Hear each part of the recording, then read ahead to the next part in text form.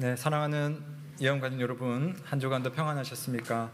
우리 주님께서 오늘도 변함없이 주님의 백성들을 한자리에 불러주시고 또 주님의 예배하신 은혜로 우리를 채워주실 것을 믿습니다. 우리 한번 다 같이 일어나셔서요, 한 주간 열심히 사시고 또 주님의 자리로 나오신 여러분들 서로에게 격려하고 인사하겠습니다. 한 주간 수고하셨습니다. 은혜 많이 받으세요. 함께 인사 나누겠습니다. 한 주간 수고하셨습니다. 은혜 많이 받으세요. 네, 감사합니다. 우리를 이곳으로 인도해 주신 하나님을 부르며 주께로 나아가도록 하겠습니다. 하나님이여, 내 마음을 정하였사오니 내가 노래하며 나의 마음을 다하여 찬양하리로다. 아멘. 하나님 우리 아버지와 주 예수 그리스도로부터 은혜와 평강이 있기를 원하노라. 아멘. 다 함께 영광 찬송 드리겠습니다.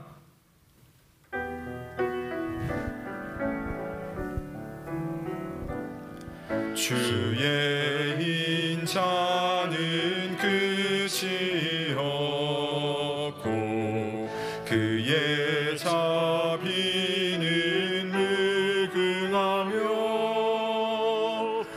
아침마다 새롭고 늘 새로우니 주의 성실이 금이라. 성실하신 주님, 주의 인자는 끝이 없고 그의 자비는 무궁하며 아침마다 새롭고 늘 새로우니 주의 성실이 금이라. 성실하신 주님, 주의 인자는 끝이 없고 그의 자비는 무궁하며 아침마다 새롭고 늘 새로우니 주의 성실이 금이라. 성실하신 주님, 아침마다 새롭고 늘 새로우니 주의 성실이 금이라. 성실하신 주님. 모두 자리에 앉으시겠습니다.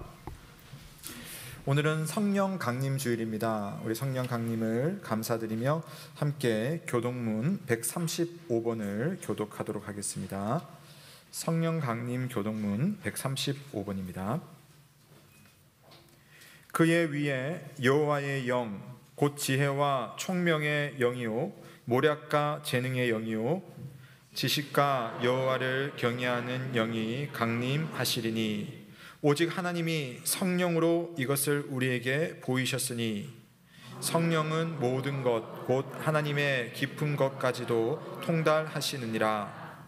내가 아버지께 구하겠으니 그가 또 다른 보혜사를 너희에게 주사 영원토록 너희와 함께 있게 하리니 그는 진리의 영이라. 보혜사 곧 아버지께서 내 이름으로 보내실 성령, 그가 너희에게 모든 것을 가르치고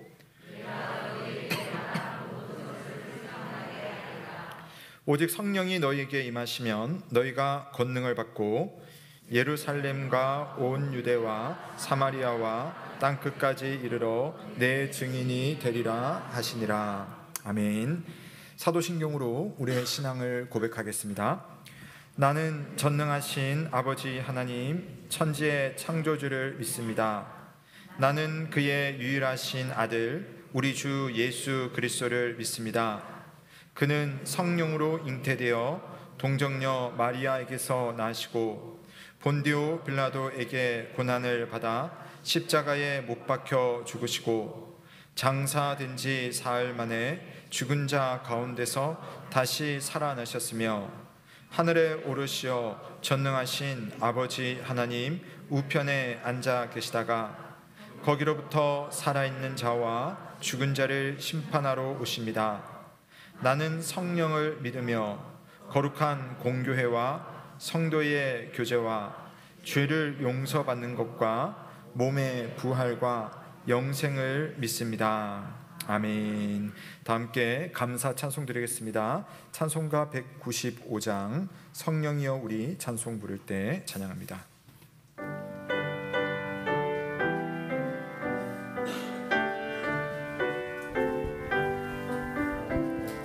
성령이여 우리 찬송 부를 때 진심으로 찬양하게 하소서. 성령이여 우리 기도 드릴 때 우리 곁에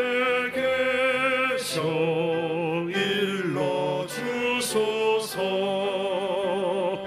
성령이여 우리 성경 읽을 때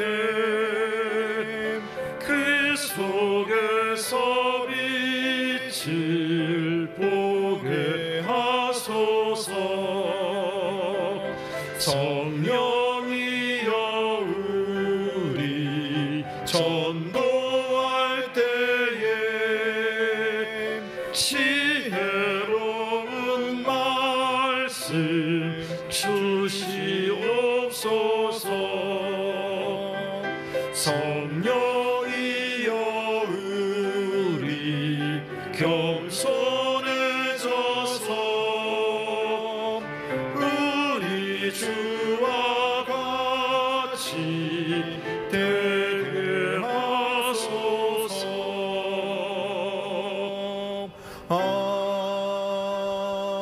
아멘.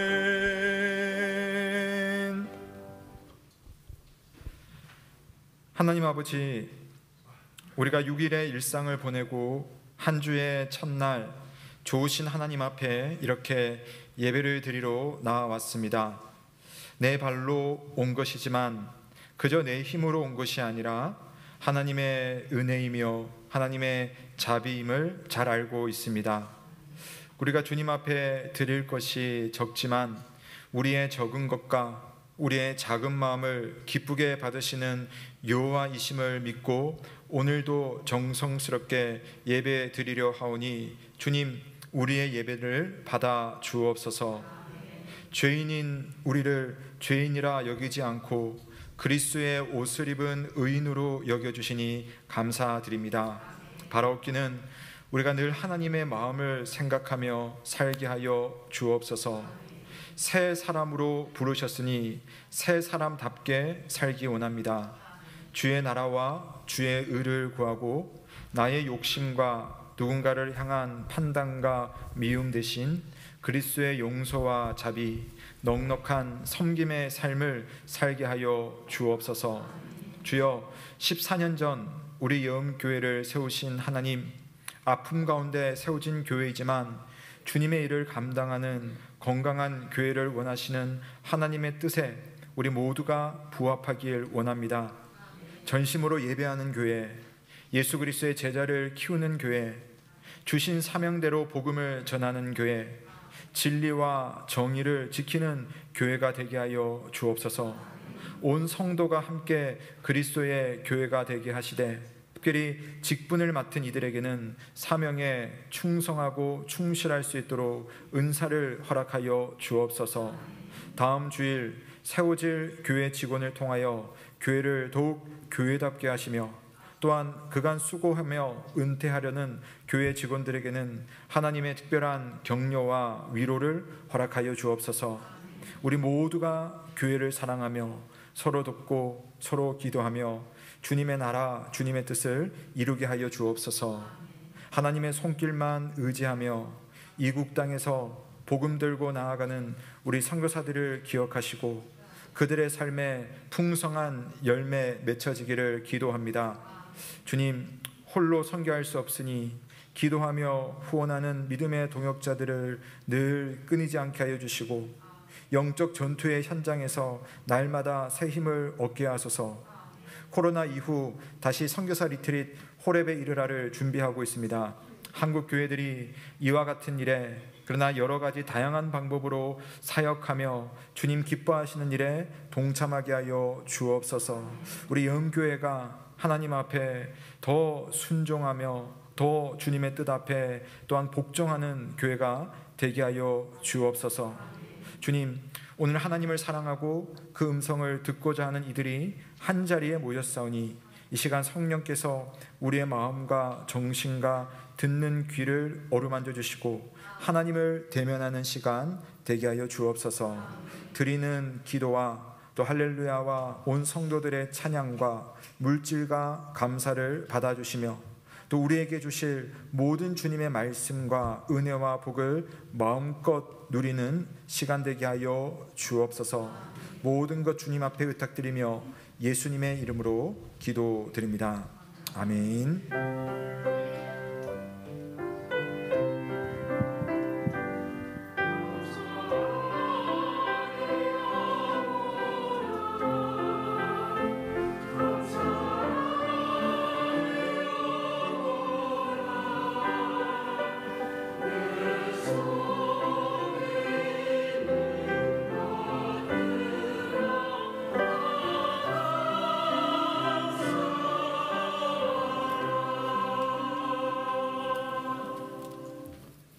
오늘 우리에게 주시는 하나님의 말씀은 마태복음 13장 24절에서 30절 말씀입니다.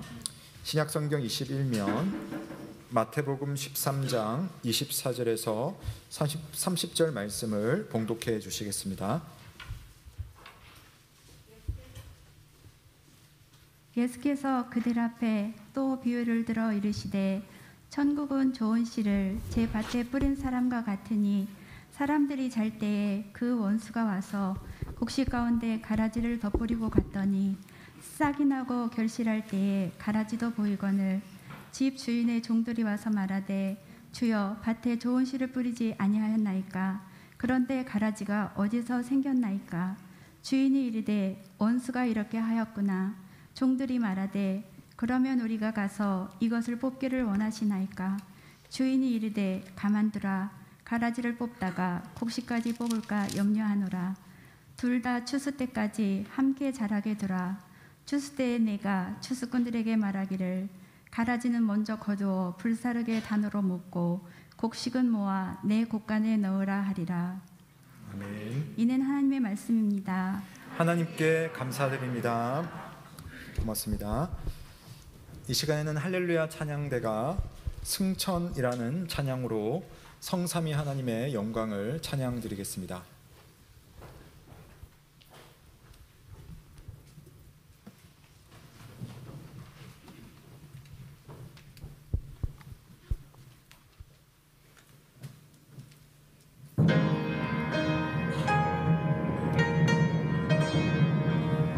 너희는 가서 모든 민족을 제자로 삼아 아버지와 아들과 성령의 이름으로 세례를 베풀고 내가 너에게 분부한 모든 것을 가르쳐 지키게 하라. 볼지어다 내가 세상 끝날까지 너희와 항상 함께 있으리라 하시니라.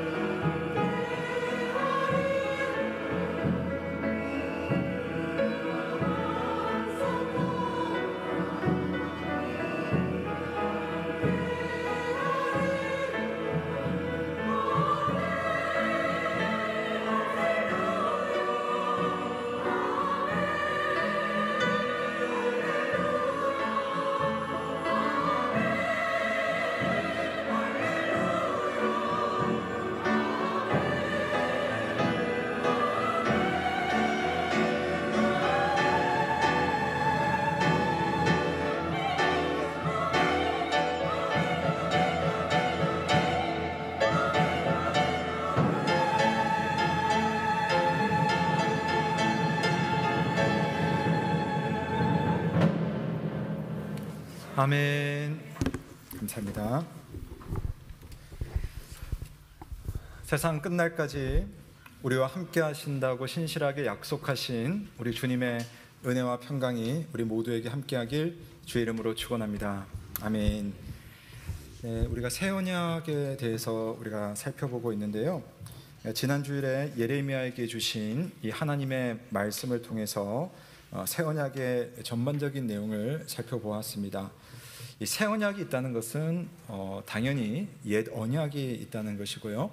옛 언약이 있다는 것은 우리가 이미 살펴봤죠. 모세를 통해서 주신 모세 언약, 그러니까 율법으로 맺어지는 하나님의 언약이 있었다라는 것인데, 사실 옛 언약이 있고 새 언약이 있다라고 해서 옛 언약이 하나님이 주신 옛 언약이 실패하고 그래서 어쩔 수 없이 새 언약을 세운 것이 아닙니다. 옛 언약은 옛 언약대로의 효력과 기능이 있고 새 언약은 이제 그 모든 언약의 완성이다라고 생각을 하시면 되는데요.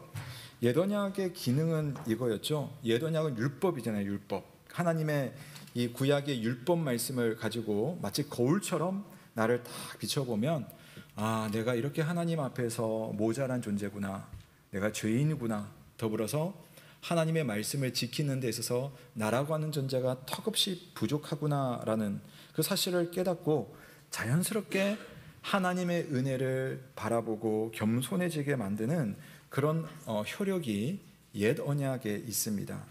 그래서 하나님은 그런 옛 언약을 통해서 이제 새 언약을 바라보게 하시는 거죠. 그래서 우리가 지난주에 본 것처럼 예레미야는 옛 언약과는 조금 다른 차원에서 새 언약을 맺으시는데 이런 내용이었습니다. 기억을 한번 더듬어 보시면, 첫 번째는 하나님의 법이 사람의 마음속에 기록이 된다. 예전에는 돌판에 기록된 이 십계명 말씀이 있으면 십계명을 지키기 위해서 내 힘으로 막 애를 써야 되는데 그게 안 되는 거예요. 그런데 하나님께서 주신 새 언약은 그 법이 밖에 있는 것만 바라보고 그걸 해내려고 억지로 쥐어짜듯이 하는 것이 아니라 우리의 마음속에 자연스럽게 하나님의 법을 내 마음의 법으로 받아들이도록 해주신다. 그래서 성령 하나님께서 우리 마음 가운데 오셔서 그 하나님의 법을 나의 법이 되도록 해주신다라는 이야기를 지난주에 드렸습니다. 두 번째는요, 작은 자부터 큰 자까지 다 나를 알리라 라고 약속을 하셨습니다. 그러니까 우리가 하나님 안에서 예전에는 선지자가 있어야 되고, 구약시대에는 제사장이 있어야 되고 왕이 있어야지 하나님의 통치도 받고 하나님의 말씀도 듣고 또 하나님께로 나아가서 제사도 드릴 수가 있었는데, 이제는 우리가 예수 그리스도 안에서 누구든지 담대하게 하나님께로 나아가서 이렇게 예배드릴 수 있고 기도할 수 있고 은혜를 누구나 구할 수 있는 그런 새로운 세상이 열릴 것이다 라고 약속을 하신 겁니다. 근데 예수님이 오시니까 그 일들이 일어난 거죠. 세 번째는 죄를 용서하고 기억하지 아니하리라 라고 새 언약이 약속을 했습니다. 그러니까 이건 뭐냐면은 이스라엘 백성들 모세 언약에도 율법을 통해서 하나님 은혜를 주세요. 그 은혜는 뭐냐면, 내가 죄를 지었다. 이 죄 문제를 어떻게 해결하느냐면은 항상 성막에 나아가서 동물의 피를 흘려가지고 그때마다 죄를 용서받기 위해서 동물을 죽이고 제사를 올려드려가지고 죄 용서를 받아야 됩니다. 1년에 한 번은 꼭 모여가지고 이 죄에 대한 큰 제사를 드려야 되고 많은 동물을 죽여야 되고 시시때때로 동물을 데리고 가서 동물을 죽이고 각을 떠서 번제를 드림으로 죄 용서를 받아야 됩니다. 그러니까 불안한 마음이 있는 거죠. 그런데 새 언약 안에서는 이제 더 이상 제사가 필요 없다. 한 번의 희생제사로, 한 번의 영원한 대제사장을 통해서 한 번의 희생제사로 너희들의 죄를 내가 영원히 용서하겠다라고 하시는 하나님의 놀라운 약속이 있었습니다. 그 약속 역시도 예수 그리스도를 통해서 이루어지는 거죠. 그래서 이제는 예수 그리스도 이후에는 구약의 제사가 없어지죠. 물론 성전이 없어져요. 그 제사도 없어집니다. 우리는 예수님 안에서 이제 하나님 앞에 우리의 과거와 현재와 미래의 모든 죄를 용서받습니다. 물론 마음대로 살자는 말 아니라고 말씀을 드렸습니다. 우리는 하나님 안에서 내 힘으로 죄 용서를 받고 불안한 마음을 감추지 못하는 것이 아니라 그리스도께서 나의 모든 죄악들을 십자가에서 해결해 주셨으므로 감사하며 믿음으로 오늘 내게 주어진 삶을 성실하고 또 정직하고 말씀에 합당한 새 삶을 살도록 하는 것이 새 언약의 그러한 하나님의 약속이었습니다. 그러니까 여러분, 새 언약은요, 결국 이 구약 성경에 우리가 지난주에 보았지만 사실은 신약 성경 전체가 새 언약이에요. 그러니까 신약 성경이라는 말은 영어로 New Testament인데요, 이게 새로운 약속이라는 말이거든요. 신약 성경 자체가 새 언약입니다.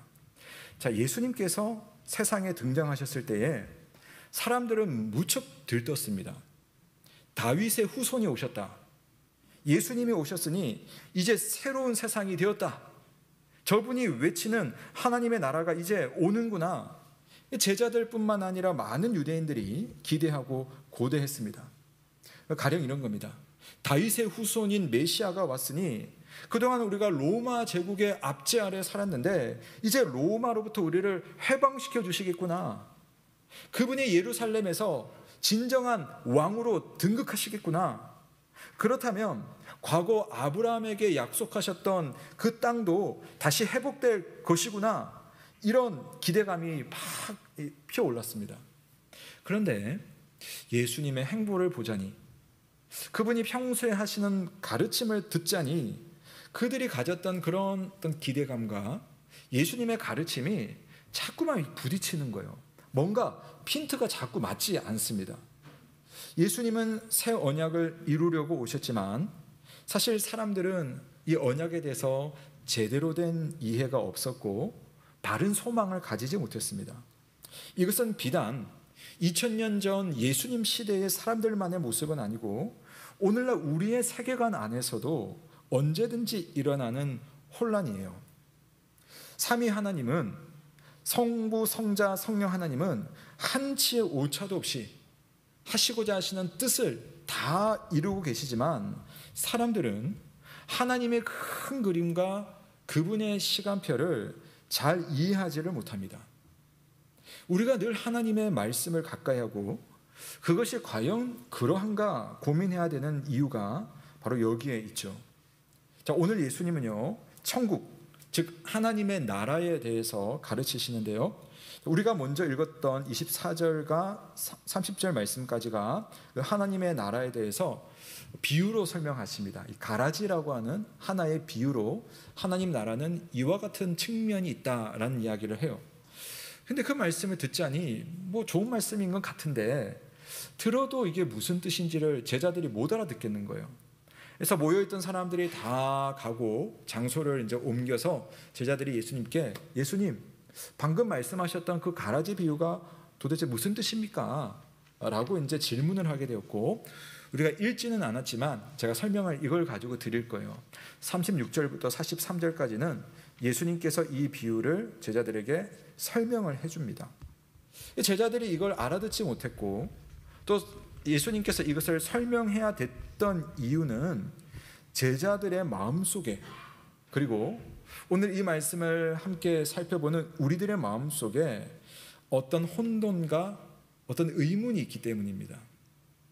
어떤 고민이 있느냐면 여러분, 사실 말씀을 정말 진지하게 듣고 이 말씀으로 한번 살아보고 이 말씀이 정말 내 인생과 어떤 관련이 있는가를 고민해 보면 생기는 고민이에요. 그게 뭐냐면 예수님은 하나님의 나라가 이 땅에 임했다고 늘 가르쳤는데 도대체 하나님의 나라가 어디에 있느냐라는 고민이 생기는 겁니다. 여러분 어떠세요? 분명히 예수님은 구구절절 좋은 말씀만 하셨어요.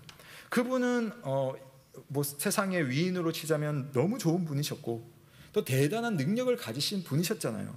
병든 자를 고치시고 마음이 상한 자들을 찾아다니면서 그들의 마음을 회복시켜 주시고, 보시면 자연 만물을 다스릴 수 있는 권세를 가지고 계시고 심지어는 죽은 자도 살려내셨습니다. 다윗에게 주신 그 약속처럼 영원한 왕권을 가진 이 다윗의 후손이요, 하나님의 나라가 나로 인하여서 임하였다라고 외친 분이셨습니다. 자, 그렇다면 이런 생각이 드는 거죠. 왜 세상은 여전한가라는 겁니다. 왜 세상은 지금 이런가? 예수님 오시고 나서 2000년 시간이 지났지만 얼마나 많은 일들이 세상 역사 가운데 있었습니까? 지금만 보더라도 전 세계는 왜 그렇게 반복되어서 패스트니 코로나니 전 세계 이 사람들이, 죄 없는 사람들이 그렇게, 죄 없다는 표현은 죄송합니다. 다시 수정을 하고, 그 병을 받을 만한 그런 사람이 따로 있는 것도 아닌데 죽어야 되고, 또 우크라이나나 또 가까운 여러 나라들, 또 북한에 있는 우리 동포들은 왜 그렇게 고생하며 살아야 하는가? 견고한 왕권을 가진 하나님의 아들께서 왜 세상을 이렇게 두는 걸까? 예수님은 하나님 나라를 외치셨는데 과연 하나님의 나라는 어디에 있나? 현실적이고 정직한 고민이 생깁니다. 그러니까 예수님의 이 말씀을 들었던 제자들도 그런 고민들이 분명히 있었습니다. 그래서 예수님께서 너희들이 생각하는 하나님의 나라가 있지만 내가 가지고 오는 하나님의 나라는 이런 거야 라는 것을 마태복음 13장 전체가 하나님 나라를 이야기하는데, 그 중에 우리가 읽었던 부분에는 이 가라지 비유라고 하는 이야기를 통해서 특별히 강조하는 지점이 있어요. 그걸 오늘 함께 보려고 합니다. 오늘 읽었던 말씀을 제가 간략하게 좀 정리를 해볼게요. 자, 비유라고 말씀드렸죠. 비유 속에 씨를 뿌리는 사람이 좋은 씨를 가져다가 자기의 밭에다가 씨를 뿌렸어요. 근데 사람들이 이제 잠을 자는 시간이 되었는데 한 어떤 원수라고 표현되어 있는 존재가 나타나서 좋은 씨를 뿌린 밭에다가 또 다른 씨를 막 뿌리는 겁니다. 근데 그 씨가 어떤 씨냐면은 가라지라는 씨를 뿌리는 겁니다. 그래서 이제 씨가 막 이제 혼재하게 뿌려져 있어요. 이제 시간이 지나면서 자라게 되는 거죠. 자라고 보니까 그 밭에 좋은 곡식, 좋은 열매, 좋은 씨를 맺은 알곡도 있지만 작물로서 전혀 가치가 없을 뿐만 아니라 해가 되는 그런 열매도 맺히는 겁니다. 그게 가라지라는 거죠. 이 가라지는요, 보통 이제 독보리라는 표현을 해요. 독보리. 그러니까 보리는 보리인데 이름이 그렇잖아요. 독이 있는 보리. 알칼로이드라는 성분을 내고 있어서 먹을 수가 없는, 독이 있는 그런 보리가 있었습니다. 그러니까 밀이나 보리 사이에 섞여 있으면 다른 곡식이 자라는 것을 방해를 해요. 또 보면은 상당히 비슷하게 생겼습니다. 저기 왼쪽에 있는 것이 여러분 밀이고 오른쪽에 있는 게 독보리예요. 여러분 탁월한 농사꾼이 아니면 우리 같은 사람들은 별 이렇게 차이를 잘 못 느끼겠지만 멀리서 보면 비슷해요. 그런데 이 독보리가 자라면서 이 뿌리가 엉키고 설키고 또 이 독보리가 가지고 있는 그런 성향들이 다른 같이 이렇게 있다 보면 다른 이들의 이 영양분을 빨아당기고 하다 보니까 다른 곡식을 자라는데 방해가 되는 거죠. 그래서 종들이 그걸 알게 되고 주인에게 가가지고 보고를 했어요. 주인님, 우리 밭에 독보리가 자라고 있어요. 가라지가 있어요. 주인은 딱 알아차립니다. 야, 누가 원수가 와서 우리 밭에다가 가라지 씨를 뿌렸구나. 근데 의외의 말을 합니다. 가만두어라. 가라지를 없애지 말고 가만두어라. 왜냐하면 가라지를 뽑다가 내가 심은 좋은 씨, 좋은 알곡까지 뽑을 수가 있다. 그러니 가만히 두어라 라고 말을 한 겁니다. 그러나 사실은 마냥 가만히 두는 건 아닙니다. 자, 이게 추수 때가 되면 이제 상황이 달라집니다. 추수할 때가 되면 이제 자연스럽게 곡식들을 다 거두게 되면 자, 곡식과 가라지가 구별되는 겁니다. 구분이 되는 겁니다. 그러면 먼저 가라지를 딱 걷어가지고 단으로 이렇게 딱 모아두는 겁니다. 그리고 이제 곡식도 딱 모아가지고 그 곡식은 좋은 곡간에다가 딱 갖다 놓고, 자, 가라지는 어떻게 하느냐면은 밖에다가 딱 모아뒀다가 불을 피워가지고 풀무불에다가 그냥 모조리 단체로 그냥 곡식 단체로 다 태워버리는 겁니다. 제자들은 이야기를 듣고 나서 이게 무슨 말인가 알 수가 없는 겁니다. 그래서 주님께 물었더니 그게 이제 36절부터 43절 이야기예요. 근데 제가 좀 설명을 더 드릴게요. 여기 나오는 씨를 뿌리는 사람은 누구냐면 예수님 본인을 말하는 겁니다. 자기 이야기를 한 거예요. 인자인 내가 와서 씨를 뿌렸다. 근데 이 씨라는 건 뭐냐면 예수님께서 이 땅에 계시면서 사람들에게 말씀을 전하여서 또 사람들을 고치셔서 자기 사람으로 만든 자기 하나님 나라의 백성들을 이 좋은 씨라는 표현으로 한 겁니다. 이 조은 씨가 이제 밭에다 뿌려졌죠. 이 밭이라는 건 뭐냐면 세상을 말하는 겁니다. 그러니까 우리가 이 세상 속에 여러분들 우리 세상에 살고 있잖아요. 그러니까 우리가 밭에 심겨진 씨라는 거죠. 자, 그런데 그 씨만 있는 것이 아니라 조은 씨와 함께 자라는 가라지가 있는 겁니다. 악한 자가 와서 세상에다가 뿌려놓은 그 악한 자의 아들들, 그러니까 사탄 마귀에 의해서 그냥 내버려둔 채로 하나님의 사랑 안에 들어오지 못한 그런 자들이 이 밭 안에, 세상 안에 공존하고 있다라는 겁니다. 근데 마지막 날 되면 추수꾼이 예수님께서 보내시는 천사를 말하거든요. 이런 천사들이 와서 마지막 날 다 분류를 한다는 겁니다. 곡식과 가라지를 분류한다라는 거죠. 종합해서 말씀드리면 예수님께서 이 땅에 오심으로 하나님의 나라가 시작이 되었어요. 그런데 하나님 나라가 시작되는 이 밭, 이 세상에는 하나님을 믿는 하나님의 택함받은 백성만 있는 것이 아니라 그 나라에 속하지 아니한 자들도 공존한다는 겁니다. 근데 이 공존하에 있는 이런 사람들을 그때그때 막 분류하는 것이 아니라 예수님은 마지막 날 때까지는 이 세상에 함께 있게 하다가 하나님의 심판 앞에서 마지막 때는 한번 분류를 하고, 그래서 곡간과 풀무불, 우리가 잘 아는 표현으로 한다면 천국과 지옥으로 그 향방을 다 정리를 해버린다는 말씀입니다. 그래서 그때에 하나님의 부름을 받은 의인들, 물론 그들이 착하거나 잘나서가 아니에요. 불쌍한 이들을 하나님이 구원해 주셨기 때문에 그 사람들은 어쨌든 하나님의 백성이 되어서 그 영광을 받아서 해와 같이 빛날 것이다 라고 마지막 43절에 표현되어 있고요. 또 그 반대쪽에 있는 사람들은 뜨거운 불에 던져져서 울면서 이를 갈게 되는 날이 올 것이다. 우리는 아직 아무도 그 날을 맞지는 않았습니다. 근데 주님께서 그렇게 약속하셨어요. 사랑하는 여러분, 우리는 예수님께서 새로운 언약 하에서 성령 하나님을 통해서 마음으로 하나님의 법을 받고 또 하나님을 우리가 알 수 있게 되었습니다. 여러분이 아무리 노력해도 여러분 하나님을 여러분이 알 수는 없거든요. 그러나 예수님께서 성령을 여러분 가운데 주셔서 여러분이 참 이상하게도 여러분 이 자리에 앉아 계실 때 하나님 믿어지시잖아요. 말씀을 들으면서 이 말씀이 목사 한 개인의 이야기로 여러분 들리지 않으시죠? 하나님의 음성으로 들리시는 겁니다. 그게 성령이 하시는 일이죠. 예수 안에서 우리는 영원한 죄 사함의 은혜를 입었고 또 예수님의 그 다스림 아래 살고 있습니다.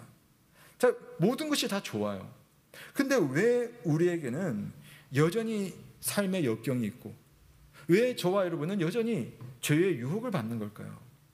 내가 예수 믿고 죄 용서를 받았다면 새 사람이 되었다면 죄의 유혹도 없어야 될 것이고, 아니 이 땅에 적어도 산다면 그리스도인들은 적어도 항상 모든 일에 바르고 정직하고 이런 일이 어렵지 않도록 모든 것이 답이 다 보여야 될 텐데 우리가 안 그렇잖아요. 어떤 이단들은 죄 사함을 받은 성도들은 죄를 짓지 않는다라고 주장을 해요. 죄를 짓지 않는다. 죄를 짓지 않으니까 회개할 필요도 없다라고 그렇게 가르칩니다. 하지만 여러분, 우리가 늘 경험하듯이 우리의 믿음의 현실은 그렇지 않죠. 심지어 여러분, 신약 성경의 절반을 쓴 사도 바울이 자기에 대해서 뭐라고 했는지 한번 보십시오. 로마서 7장 22절부터 24절입니다. 내 속사람으로는 하나님의 법을 즐거워하되 내 지체 속에서 한 다른 법이 내 마음의 법과 싸워 내 지체 속에 있는 죄의 법으로 나를 사로잡는 것을 보는도다. 오호라, 나는 공고한 사람이로다. 이 사망의 몸에서 누가 나를 건져내랴.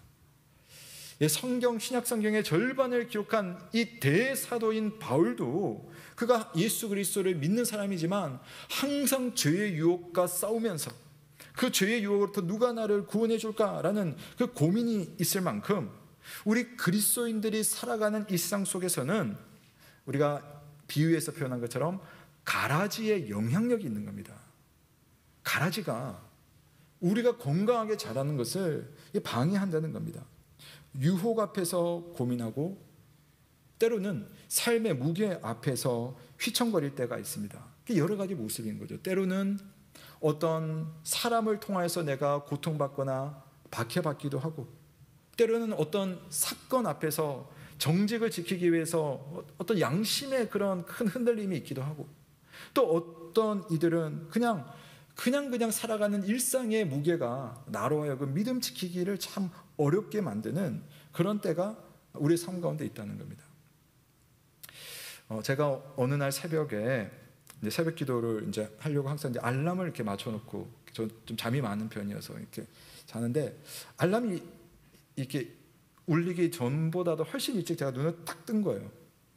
그래서 이제 뭐 신령한 아주 믿음 좋은 우리 목사님들이나 우리 권사님 집사님들은 딱 눈 뜨면은 바로 이렇게 기도를 이렇게 다 하시고 그러시잖아요, 자리에서. 근데 저는 눈 뜨자마자 그날은 고민에 빠졌어요. 무슨 고민을 했냐면, 약간 좀 들으시면 어르신들 좀 웃긴 이야기인데 용서하시고 들으십시오.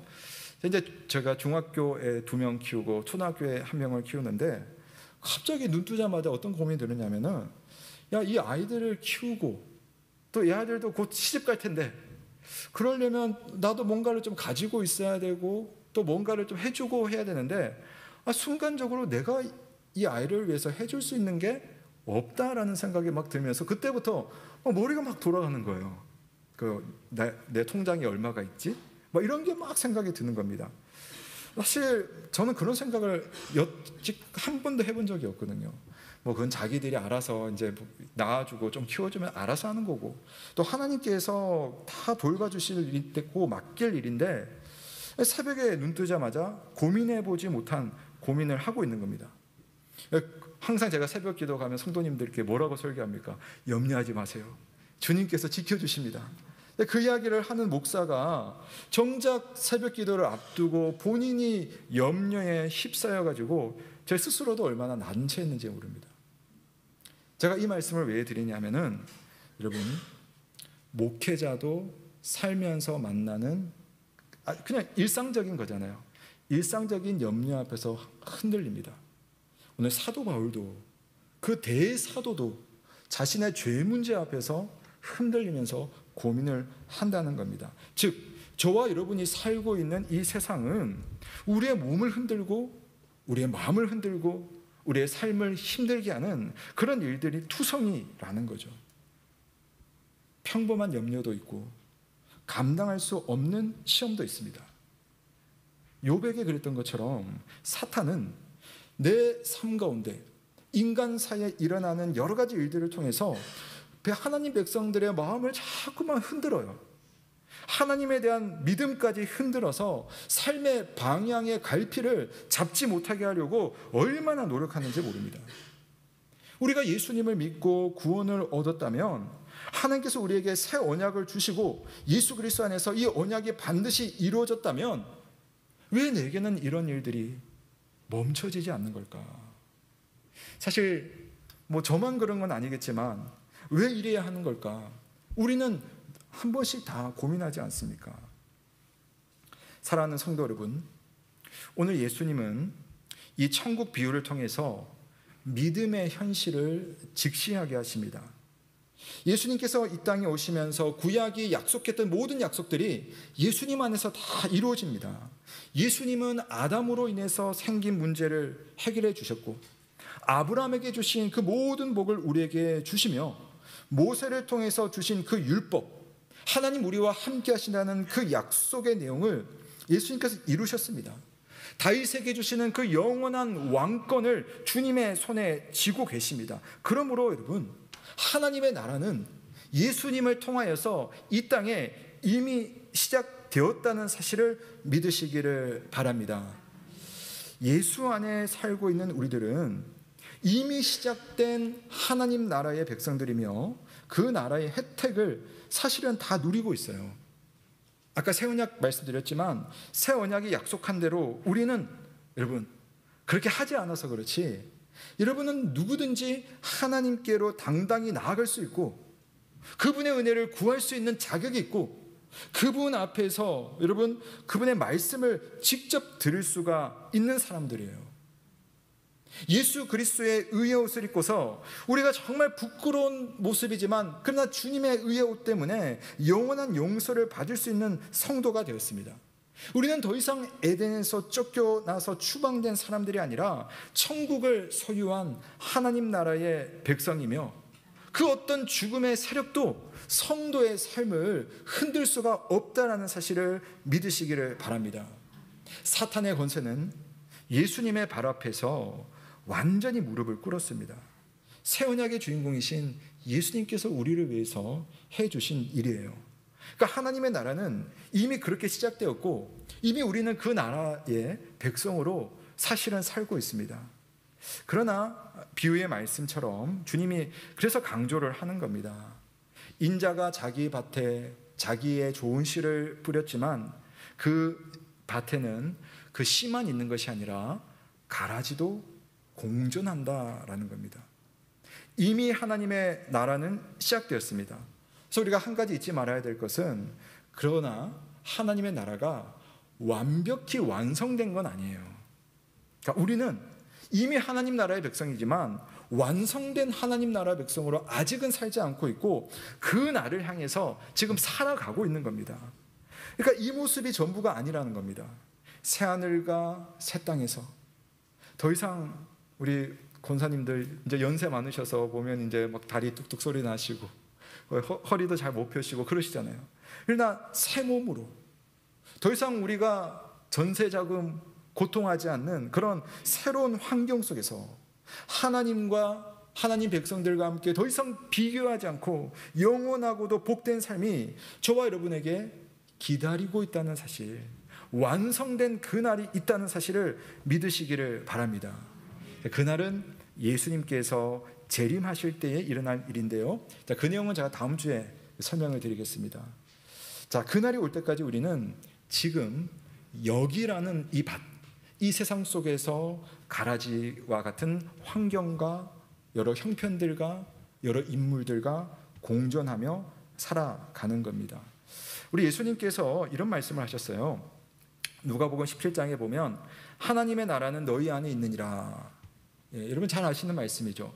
보통은 이 말씀 아마 여쭤보면 아마 다 이렇게 말씀 생각하실 거예요. 하나님의 나라는 내 마음속에 있다. 이렇게 많이 생각하시는데, 사실 원어의 뜻을 좀 풀이해 보시면요, 마음속에 있다는 말도 틀리지 않지만, 그러나 하나님 나라는 너희 안에 있다는 것은 우리들 가운데 있다는 겁니다. 그러니까 내 마음속에만 있다는 것이 아니라 여러분의 삶의 형편 속에 이미 하나님의 나라가 있다는 거예요. 여러분이 살아가는 시간 속에 하나님의 나라가 있다는 것이고, 여러분이 지금 고민하고 있는 삶의 형편도 하나님의 나라가 그 가운데 있다는 말씀입니다. 오늘 비유가 바로 그걸 말해줘요. 천국은 이와 같다.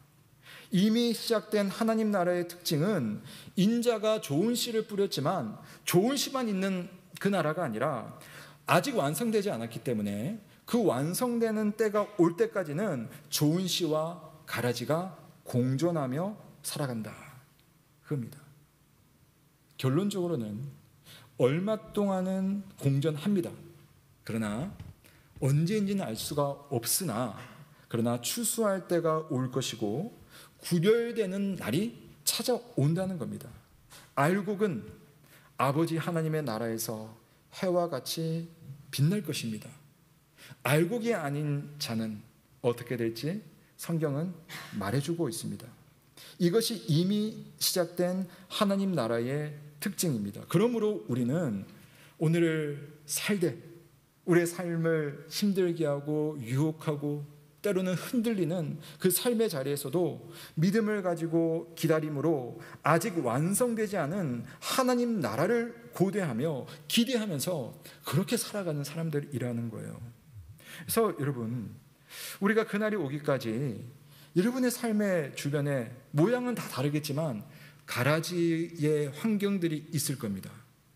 사람 때문에 여러분 어려운 분이 계시고, 건강 때문에 어려운 분이 계시고, 재정 문제 때문에 어려운 분이 계시고, 또 가정 문제나 자녀 문제나 배우자 문제로 어려운 분들이 분명히 있습니다. 내가 예수 믿고 하나님 나라가 임하였다라고 말씀하였는데 왜 이런가? 아니 여러분, 힘들긴 하지만 그 사실을 오히려 하나님의 말씀 안에서 당연하게 여기셔야 합니다. 추수할 때가 오면 그날이 오면 하나님은 반드시 알곡을 당신의 곳간으로, 하나님이 자기 백성을 영원한 잔치의 자리로 앉혀주시며 우리가 상상할 수도 없는 놀라운 복을 누리게 하시는 줄로 믿으시기를 바랍니다. 이 13장 말씀은요, 제가 다 보진 않았지만 여러 가지 이야기가 있죠. 하나님 나라 이야기입니다. 어떤 말씀에서는 하나님 나라는 이렇대요. 지금은 작은 겨자씨처럼 너무나 작다, 평범하다, 그리고 너무 터무니없이 약해 보인다.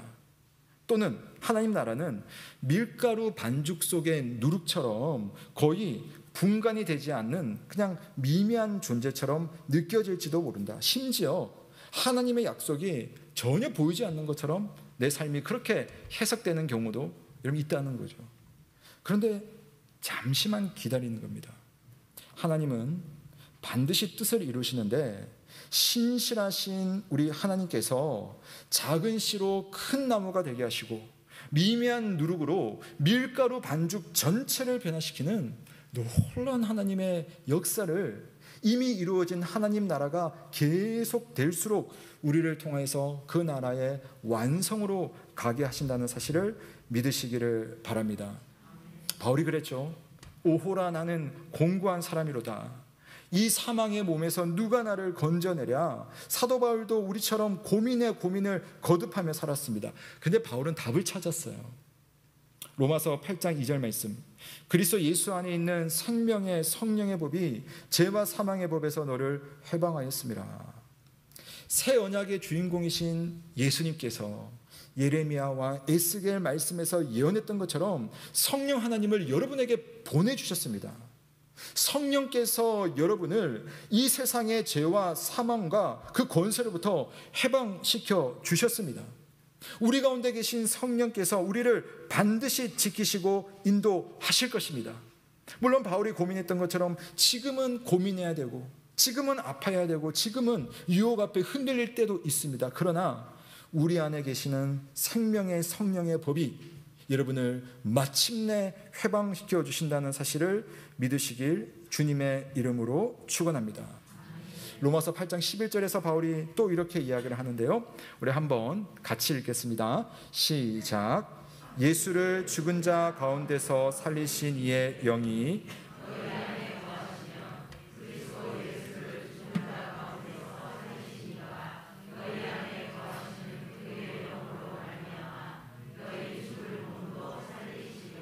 아멘. 새 언약의 증거는 뭐냐면 성령이 우리 안에 함께 계신다는 겁니다. 성령이 어떤 분이십니까? 우리로 하여금 참 신기하게 예수 믿게 해주는 분이 성령이시죠.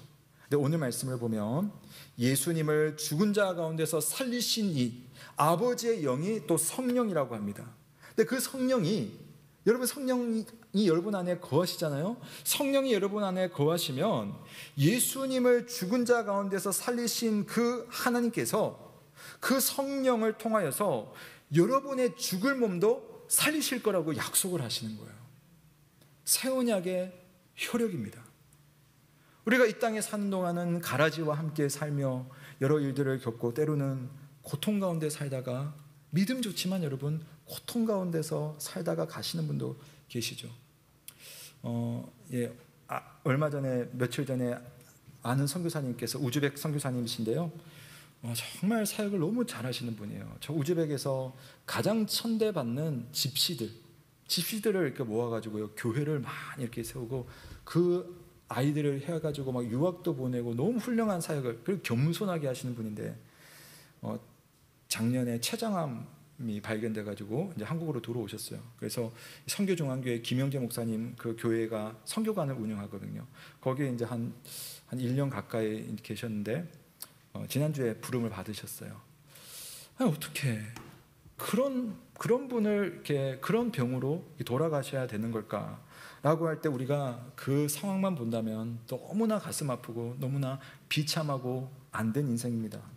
그러나 여러분, 우리는, 사도 바울은 우리의 인생을 다르게 해석하잖아요. 그것이 끝이 아니다. 이 땅에 있는 동안 이미 시작된 하나님 나라에서는 고난도 받고 아픔도 있지만, 그다음 마지막 날 우리 하나님께서 예수님을 살리신 그분의 영이 죽을 우리의 몸도 살려서 정말 건강하게 믿음 가운데 풍성하게 비교 없이 감사와 충만함으로 살게 하실 것이다. 여러분, 성령께서 여러분을 끝까지 도우신다는 사실을 믿으시기를 바랍니다.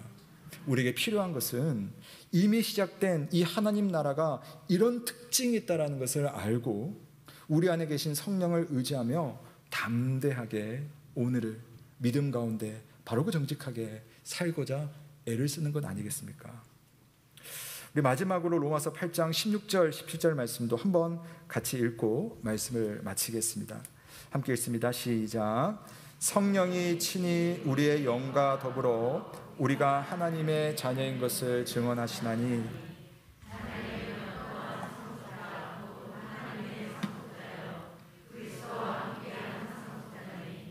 우리가 그와 함께 영광을 받기 위하여 고난도 함께 받아야 할 것이니라. 아멘. 네, 좀 이런 표현이 좀 이상하지만 저는 참 부러운 사람이 많이 있는데요. 그 중에 한 사람은 그냥 순진하게 이야기를 한다면 S그룹의 회장이 참 부럽습니다.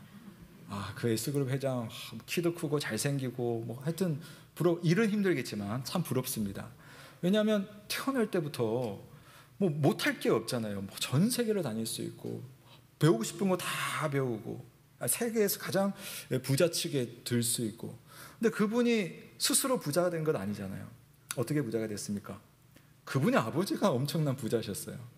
그 엄청난 부자는 그 엄청난 부를 자녀에게 상속하고 싶죠.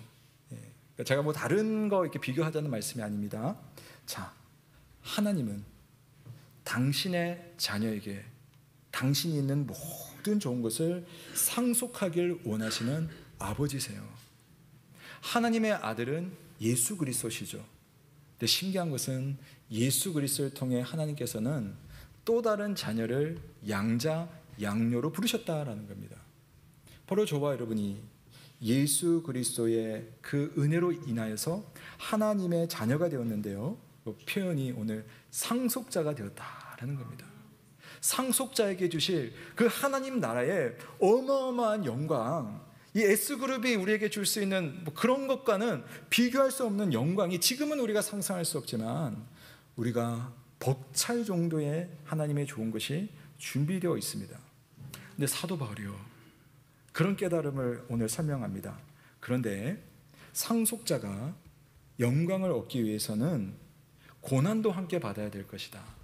왜냐하면 그분의 진짜 상속자이신 예수 그리스도가 이 땅에 살면서 하나님의 나라를 위해서, 의를 위해서, 정의를 위해서 고난받으신 것처럼 우리도 그와 함께 고난을 받을 때에 영광을 얻는 것이다.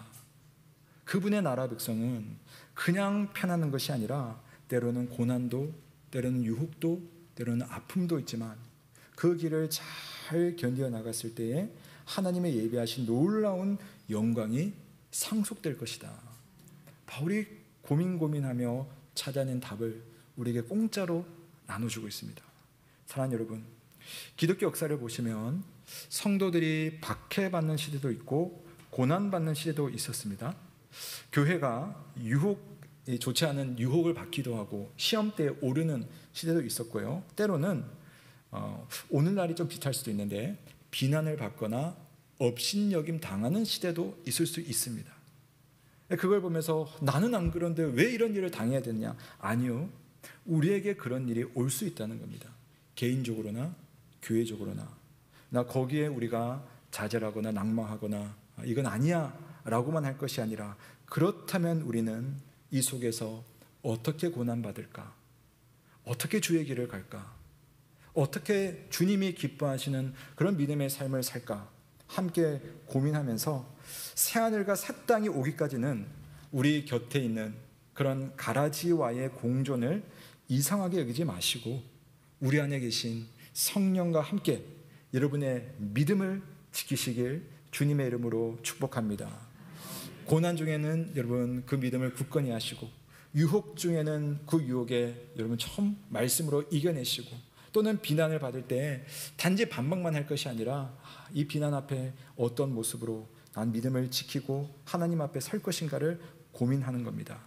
그리스도께서 보여주신 하나님 형상의 삶을 날마다 회복하시는 우리 교회 되시길 주님의 이름으로 축원합니다. 아멘.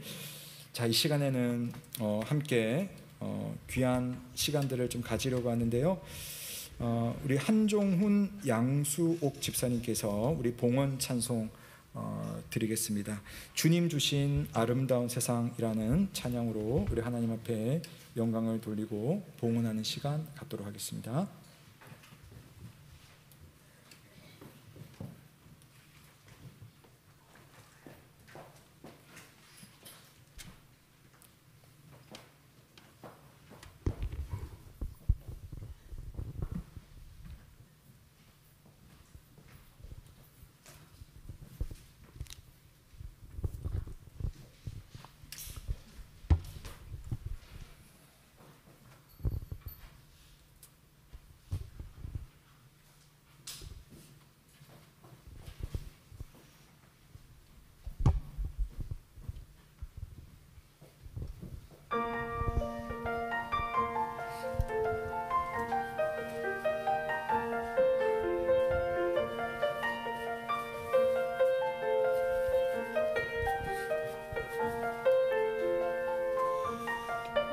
아름다운 세상과 행복하고 바른 자들 모두가 사랑하는 우리들을 위하여 지어주신 이 세상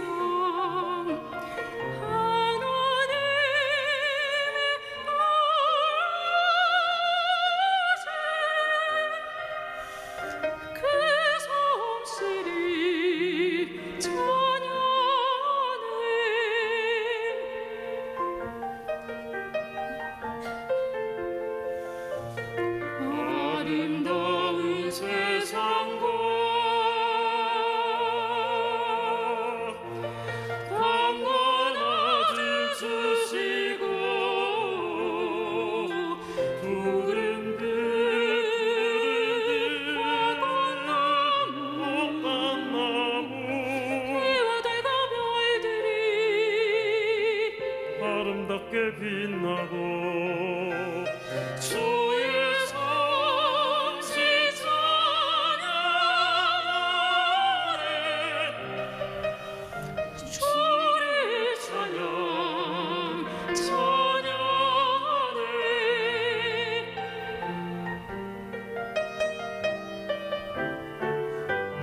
함께 복을 누리며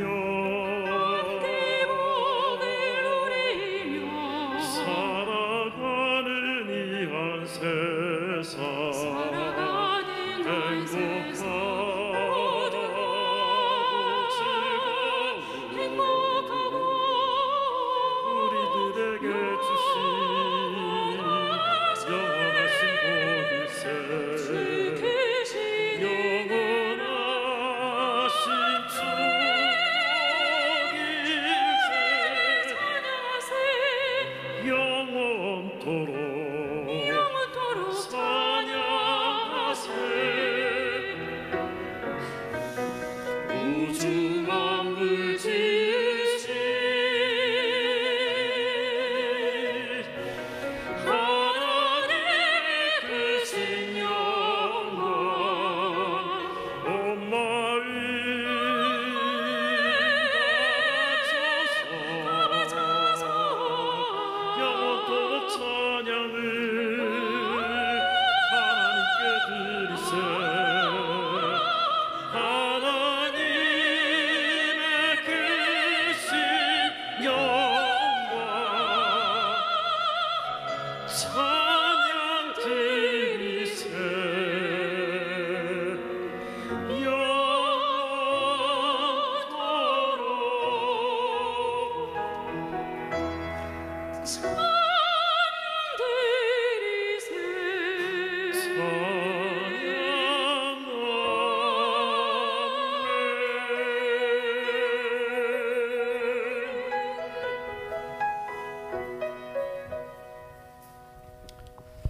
아멘. 우리 박수 한번 하실까요? 네, 감사합니다. 성도 여러분, 이 시간 우리 함께 합심해서 기도하는 시간 가지기 원합니다. 여러분 안에 또 여러분의 곁에 하나님 나라가 이미 임했습니다. 그러나 주님께서 말씀하시고 보여준 것처럼 그럼에도 우리의 하나님 나라의 모습은 여전히 우리가 싸워야 될 그러한 세상이 있고 또 견뎌야 되는 인내의 그러한 숙제들이 있고 때로는 유혹의 모습들이 있습니다. 또는 고난의 모습들이 있습니다. 그러한 속에서 여러분은 어떤 모습으로 하나님 나라를 살고 있습니까? 이미 임한 하나님의 나라, 또 아직 완성되지 않은 그 하나님의 나라 속에서 우리는 믿음으로 살고 있습니다. 고난이 있다면 고난 중에 함께 하시는 성령 하나님, 유혹이 있다면 유혹 중에 나를 일으켜 세우실 하나님 아버지, 또 죄로 넘어져 있다면 그 가운데서도 다시 나를 새롭게 하실 우리 하나님의 은혜가 있기에 우리는 이 길을 힘써 갈 수 있습니다. 비교하지 않아도, 낭망하지 않아도, 때로는 힘들지만 일어설 수 있는 그 힘과 능력이 하나님의 은혜 가운데 있음을 믿습니다. 여러분은 이미 하나님 나라 백성으로 그 나라를 살고 있음을 믿습니다. 우리 시간 함께 기도할 때에 하나님, 내 삶 속에 이미 임한 하나님 나라를 또한 믿고 소망하며 내게 주어진 모든 환경 속에서 때로는 그것이 가라지처럼 느껴질지라도 그 속에 역사하시는 하나님 바라보며 믿음으로, 인내로, 다시 일어섬으로, 회개함으로 주님께 나아가 살게 하시고 그 나라 잘 도착하게 하여 주옵소서. 함께 기도하겠습니다. 살아계신 하나님 아버지, 오늘 우리가 하나님 나라의 귀한 말씀으로 그 나라가 어디에 있는지를 알게 하시고 살피게 하시니 감사드립니다. 하나님, 고난이 있더라도, 아픔이 있더라도, 유혹이 있더라도 이미 내 안에 하나님의 나라가 있으며 하나님의 역사가 있으며 하나님의 손길이 있음을 믿사오니 주님 은혜를 베풀어 주시고 그 안에 온전히 살아갈 수 있도록 주여 인도하여 주시옵소서. 오늘 하나님 앞에 최선을 다하여 살아가는 우리 염의 모든 가족들이 주 안에 힘을 얻고 주 안에 영광을 올리며 주 안에 감사하며 믿음의 길을 따라 살아가는 우리 모두가 될 수 있도록 주님 인도하여 주옵소서. 오늘 흘리는 눈물이 있다면, 고난이 있다면, 또 일어서야 되는 삶의 숙제들이 있다면 모든 것 감당하기에 부족함이 없도록 주여 우리 믿음의 백성들을 붙들어 주시고 인도하시고 은혜 가운데 함께하여 주옵소서. 주님을 의지합니다. 주님 바라봅니다. 주님께 나아가는 우리 모두가 되게 하여 주시옵소서. 주님,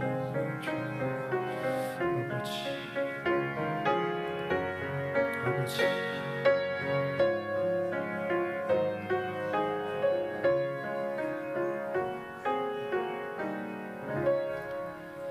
좋으신 하나님 아버지, 오늘 우리에게 말씀 가운데 찾아와 주시고 우리가 겪고 있는 인생의 숙제들과 또 여러 환경 속에서 이미 임한 하나님의 나라, 또 그 나라를 이루어 가시는 하나님의 도우심과 능력, 또 아직 이루어지지 않았지만 완성될 그 나라를 향해 나아갈 우리의 믿음의 여정을 생각해 봅니다. 하나님, 오늘 우리 성도들 중에 고난 가운데 있는 성도, 육체의 아픔 가운데 있는 성도, 경제적인 어려움으로 또한 고민하는 성도, 또 가족 중 누군가로 고민하며 기도하고 있는 그런 성도들 하나님 돌보아 주시고 그들의 삶이 때로는 힘들고 어렵지만 이미 임한 하나님의 나라에서 한치의 오차도 없이 우리를 돌봐주시고 그 뜻을 이루시는 예수 그리스도 바라보며 우리 안에 계신 성령님을 의지하며 믿음으로 살아가는 우리 모든 이음 가족들 다 되게 하여 주옵소서.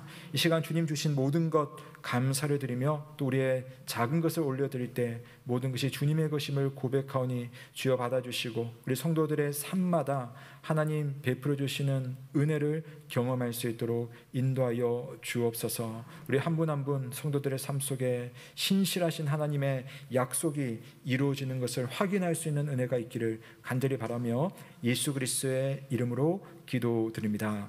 아멘. 감사합니다. 몇 가지 교회 소식을 전해드리겠습니다. 네, 오늘은 성령 강림 주일입니다. 우리 예수님께서 교회를 위해서 우리 성도들을 위해서 보내주신 성령 하나님께 감사를 드리고요. 오늘 교회 설립 이제 14주년입니다. 우리 하나님께서 또 성령을 통하여서 교회를 이끌어 주셨는데요. 모든 것 감사를 드립니다. 우리 고신교단이 지정한 이당 경계 주일이 또 6월 첫 주이기도 합니다. 제가 시간상 자세하게 설명 못 드리겠는데요. 여러분 나가실 때 보면 포스터가 이렇게 좀 붙어 있을 겁니다. 좀 시간 되시는 분들 한번 읽어보시고요. 우리 교회 채널이나 또 홈페이지 통해서도 우리 교단에서 여러분에게 좀 드리는 몇 가지의 안내들이 있어요. 한번 꼭 읽어주시면 감사하겠습니다. 다음 주일 안내를 드리겠습니다. 다음 주일은 우리 교회 직원 은퇴 임직 감사 예배가 있습니다. 다음 주 주일 오후 3시에 우리 장소 교회 본당에서 예배를 드립니다. 특별히 우리 권사님들, 우리 장로님 그동안 주님의 교회를 위해서 교회가 어려운 중에도 항상 힘써주시고 애써주셨는데요. 은퇴를 하십니다. 그분들 너무나 감사드립니다. 그리고 새롭게 또 우리 교회를 섬겨주실 우리 장로님, 또 권사님, 또 집사님들 계십니다. 그래서 그들을 통해서 주님의 교회를 잘 세울 수 있도록 그렇게 우리가 좀 축복하면 좋겠고요. 그분만의 자리가 아니라요.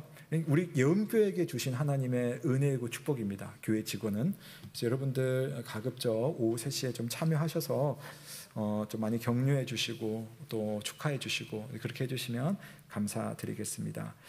모임 소식입니다. 오늘 정기당회와 권사회 있습니다. 정기당회는 아침에 모였고요. 권사회는 2부 예배 후에 이 자리에서 모이도록 하겠습니다. 교육부서 소식입니다. 청년 1, 2부 오늘 야외 소풍이 2부 예배 후에 있습니다.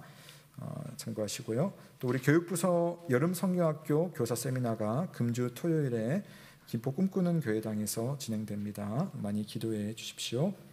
네, 교우 소식 전해드리겠습니다. 네, 우리 지난주에 등록한 가정이 있습니다. 우리 김충만 형제 유한이 자매 가정인데요. 올해 결혼해서 신혼 가정입니다. 그래서 저기 인천에서 한 두어 달 계속 출석을 하시고 지난주에 등록을 했습니다. 우리 한번 자리에서 일어나 주시죠. 네, 우리 박수로 한번 맞이할까요? 감사합니다. 네, 감사합니다. 앉으셔도 되겠습니다. 이전 교회에서 신앙생활 열심히 잘 했었던 것 같아요. 그래서 우리 교회 와서 더 잘하고 싶은 마음을 저한테 막 이렇게 뿜어내더라고요.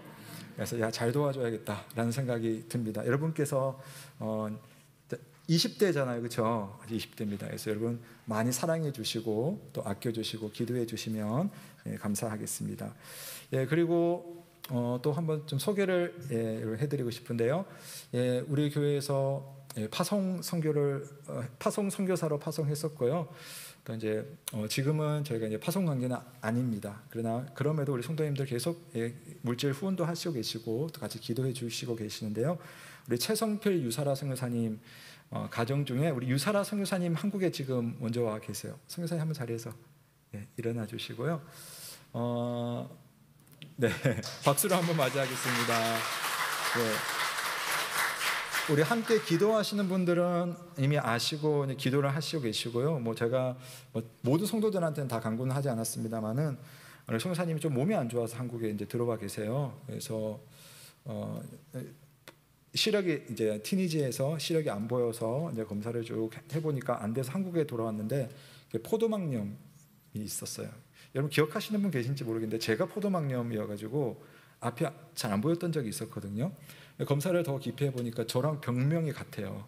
강직성 척추염이라고 하는데 이게 진행되면 상당히 몸이 아픕니다. 많이 아프고 염증이 돌아다니는 거여서 눈이 잘 안 보이기도 하고 걷는데도 지장이 있고 그래서 지금 선생님 좀 치료를 지금 한국에 와서 받고 있고 그 외에도 다른 부위도 좀 안 좋은 부분이 있어가지고요 치료를 받고 있습니다. 최성필 선교사님과 우리 아이들은 현재 티니지에 있고요. 그래서 여름에는 이제 방학하고 잠시 좀 들어오실 거예요. 들어오시면은 우리 선교사 리트릿 지금 준비를 하고 있는데 거기도 잠시 참여하시고 또 좀 회복하는 시간 가지시고 또 여러 가지 일정들을 좀 소화하셔야 됩니다. 여러분들 많이 격려해 주시고 또 항상 생각을 해주세요. 생각을 하시고 우리 선교사님 건강과 사역을 위해서 기도해 주시기를 부탁드리겠습니다. 끝나고 한번 좀 인사 나누시면 감사하겠습니다. 네, 우리 차량 부원 봉사자 계속 모집하고 있습니다. 꼭 여러분 좀 참여해 주시길 부탁드리고요. 교회당 청소는 이번 주 6여전도에서 봉사해 주시겠습니다. 감사합니다. 여러분 그리고 나가실 때요, 오늘 교회 14주년 기념이 되어서요, 떡을 좀 준비했습니다. 항상 우리가 떡이 나와서 그래서 좀 다른 떡을 하나 준비를 했고요. 근데 또 감사하게 광노임 권사님께서 장례를 치르시고 또 떡을 또 준비를 해주셨어요. 그래서 사실 이제 당회가 좀 약간 사인이 좀 안 맞았던 것 같아요. 그래서 예전도랑 이게 잘 안 맞아가지고 이 떡이 두 축에서 준비가 됐습니다. 그래서 뭐 받으시는 여러분은 기쁨이 2배, 4배가 되시겠죠? 그래서 가져가셔서 맛있게 드시고 또 위에서도 많이 기도해 주시고 하시면 감사하겠습니다. 네, 나머지 내용은 주보를 참조하시면 좋겠습니다. 오늘 또 반가운 분들이 또 이렇게 여러분 보이십니다. 우리 서로 좀 많이 인사 나누시고 많이 축하해 주시고 축복해 주시면 감사하겠습니다. 모두 자리에서 일어나시겠습니다. 다 함께 선한 능력으로 찬송하시고 강복선언으로 예배를 마치겠습니다.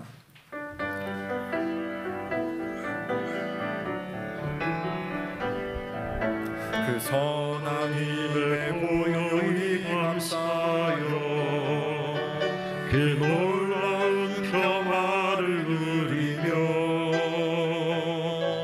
나 그대들과 함께 걸어가네. 나 그대들과 하늘을 여네. 지나가 넘을 어둠의 날들이 무겁게 내어 얹힌 불러도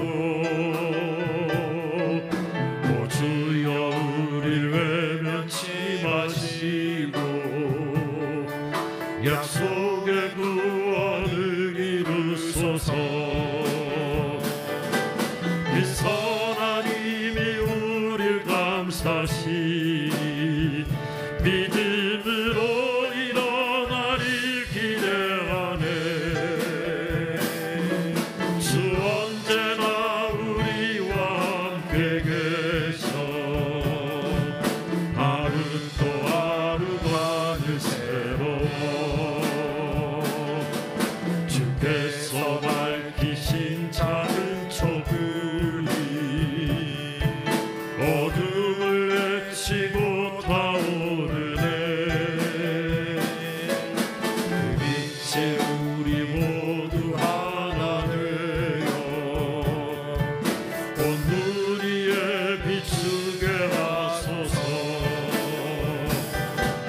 그 선한 힘이 우리 감싸시니 믿음으로 일어나릴 기대하네. 주 언제나 우리와 함께 계셔 하루 또 하루가 늘 새로워. 이 고요함이 깊이 번져갈 때 저 가슴 벅찬 노래 들리네. 다시 하나가 되게 이끄소서. 당신의 빛이 빛나는 이 밤 그 선한 힘이 우릴 감싸시 믿음으로 일어나릴 기대하네. 주 언제나 우리와 함께 계셔 하루 또 하루가 늘 새로워.